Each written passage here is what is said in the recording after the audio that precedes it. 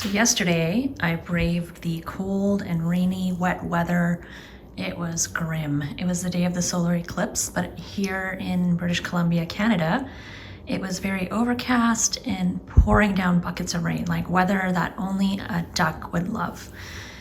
So I was excited because I was able to get this bare root rose. It's a David Austin rose. So initially I had wanted to get a rolled doll as well as a Gabriel Oak David Austin rose bare root.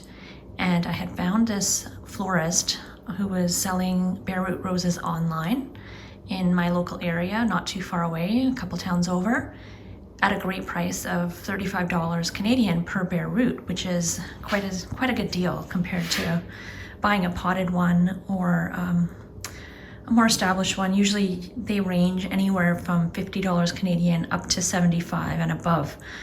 So that's quite a bit of money. So I didn't want to spend that much.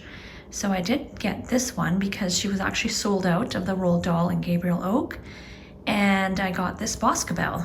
So this is a Boscobel rose and it's bare root. I brought it home and immediately put it in water. That's how she had it stored. She had it stored outside. So I put it in this vase, and a Boscobel has a beautiful kind of a coral pink color.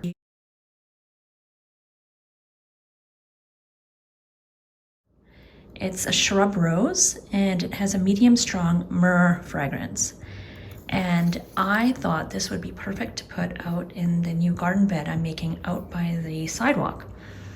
So it stays small, and then what I've read about this one is that it is one of the smaller shrub roses, which is great, and it has beautiful color, and the scent is not going to be as important because it's far away from the house, but it is still close to the sidewalk, so it's nice that it has some fragrance.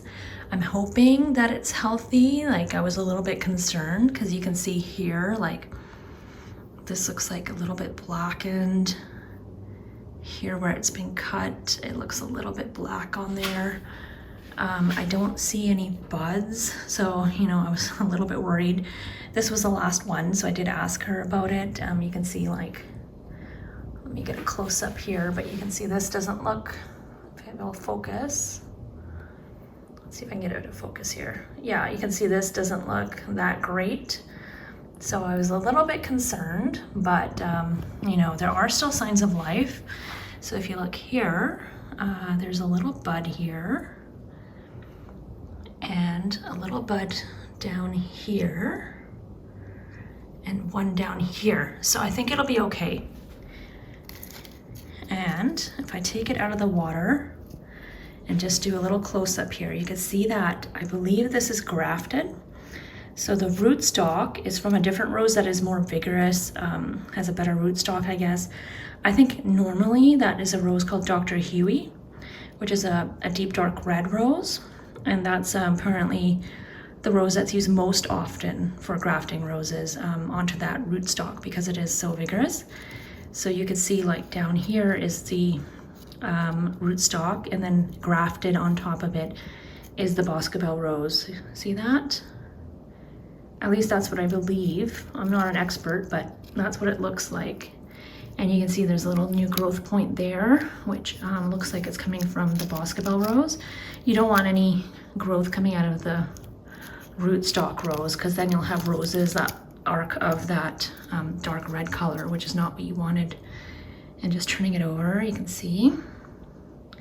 And I was on the David Austin website trying to just do some research to give this the best chance, and it said that you should bury this about 2 inches deep under the dirt and add compost. So well-rotted manure or compost. And if you look at the roots here, the roots have been in water for a while. She said that actually she got these in March and they sold so fast. So this one's been sitting in water for a long time. She had it in buckets outside in the cold in the garden. And I think these roots look healthy. Again, I'm not an expert, but I think that's normally what they do look like. So, we will get this planted sooner rather than later.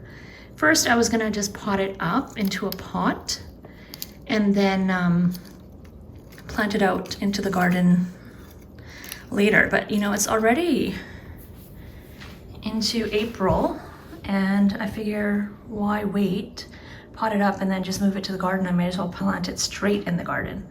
So that's the plan, and very excited to have another David Austin rose. I have a couple in my garden already. I have a Crown Princess Margarita that I actually got for my mom for Mother's Day one year, and I bought it as a potted plant at a nursery, and it was very expensive. And I also have a Generous Gardener rose, which I believe I also bought that at a nursery. Our weather here is very similar, I think, to the UK, to England. I did study in England for a while, for 1 year, my first year university, and the weather is pretty similar as far as I can tell. So I think David Austin roses will do really well in our climate because we have similar weather to to England, with the rain and the mild climate usually. It is changing with climate change, definitely, but overall I think these will do well. I think the ones that are grown for the US and North American market are actually grown in Texas, in a place called Tyler, Texas. So that's, these are not coming all the way from England, I believe. I think the UK ones are all from England, and then the ones in North America are maybe brought over from the UK and then grown on in Tyler, Texas, where they're shipped from. It doesn't look like much now, but I'm gonna put up a picture of what it should look like once it's in full bloom, and we'll hopefully get a good show this year. They do say this one is prone to black spot, but I'm hoping if I put it in a nice airy area with lots of room to breathe, keep it well pruned with good rose hygiene, then it'll do well.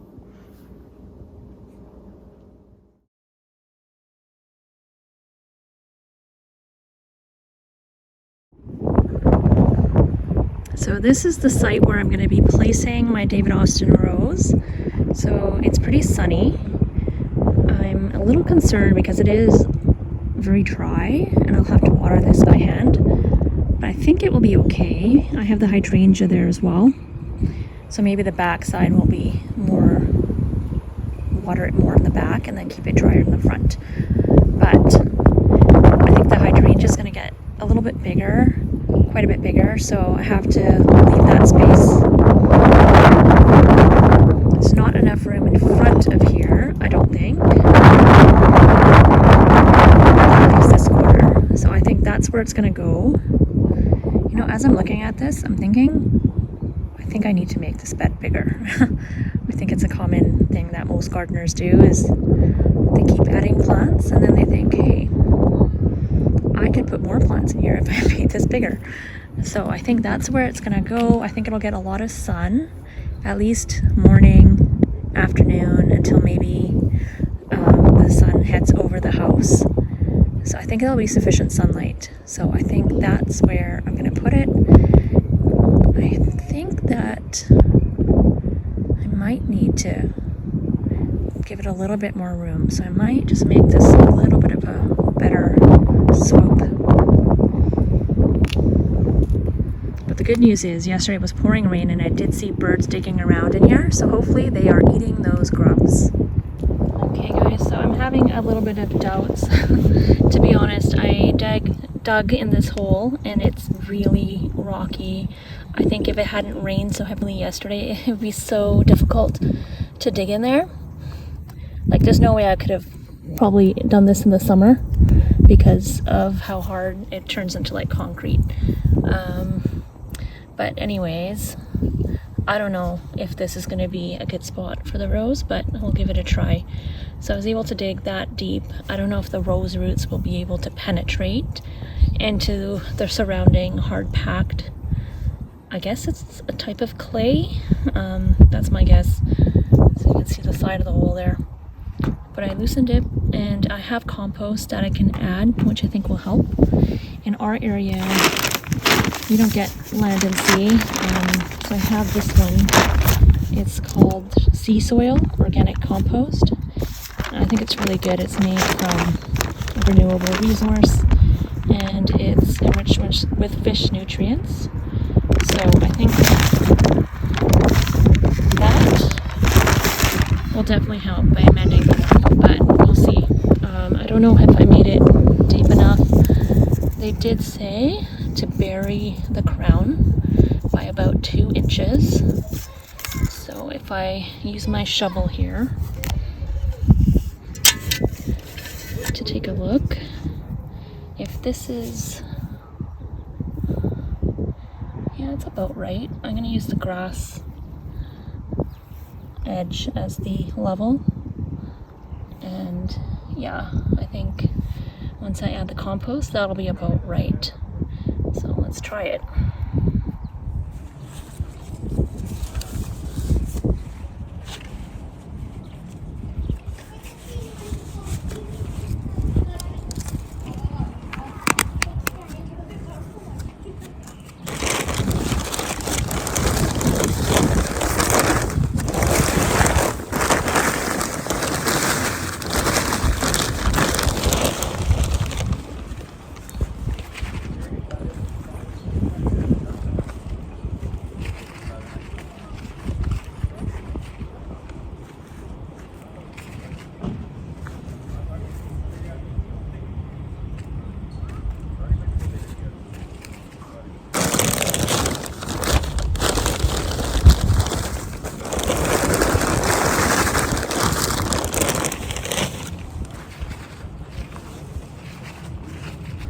And actually extends its roots out.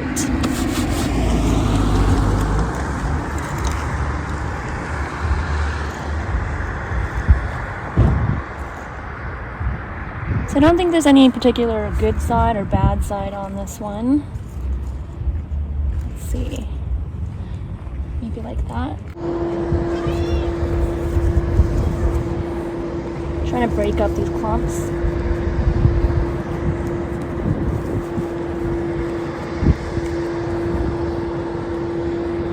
And hopefully there won't be too much grass roots in here, because you can see like there's lots of grass. But I think with the sheet mulching that'll help. And they're doing street sweeping on our street today, which is good. They gotta keep the catch basins clear for all the rain. We don't want those blocked. But of course, it's a little bit loud.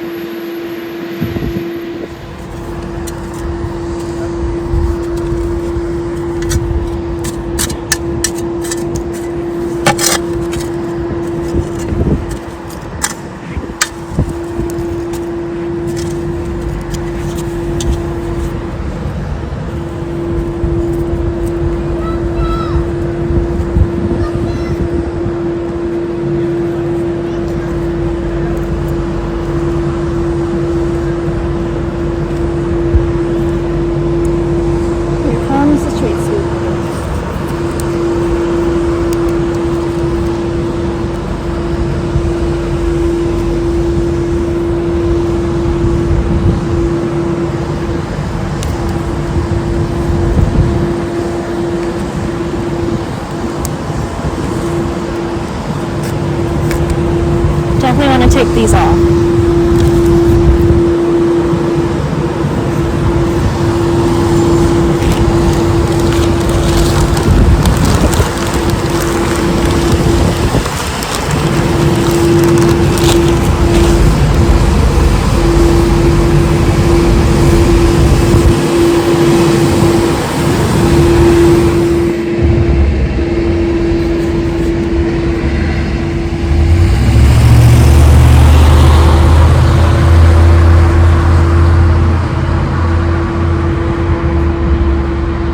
So I've just top dressed with some more compost. Sorry about the noise. It's like a FedEx truck just drove by, a street sweeper just drove by, but this is right on the street. I don't know if that'll work, but we'll see, and I'll give you an update in the summer. Hopefully we get some beautiful, beautiful blooms. And I think I buried it deep enough, as they recommend. Got rid of any air pockets. And hopefully that will settle in and bloom and grow for the summer. All we can do is wait and see. So another addition to this new garden bed, and I actually have a peony in the back that's a holdover from last season. I'm debating putting that in here, but unfortunately I have to go to work, so this is a lunchtime project, but I'm gonna have to save that for another day. So there it is. It doesn't look like much, just like about 4 sticks, and we'll see how that goes. And I wanted to show off this azalea, which is blooming here, which is so lovely. It's just this pale yellow color. So nice. And then this is a Pieris japonica that I had pruned last year. All the red tips is new growth, tender new growth. And I was debating cutting it back more severely, but I was reading about how you could prune these into tree form. So that could be a possibility. So that might be another project for the future. And also, I had pulled this out away from under the eaves. So here you can see the eaves, because yesterday it was raining so heavily, and nothing beats rainwater for your plants. They love it. So that one got watered, and I'll put it back where it belongs. But rainwater is much better, in my experience, for your plants than watering by hand from the tap.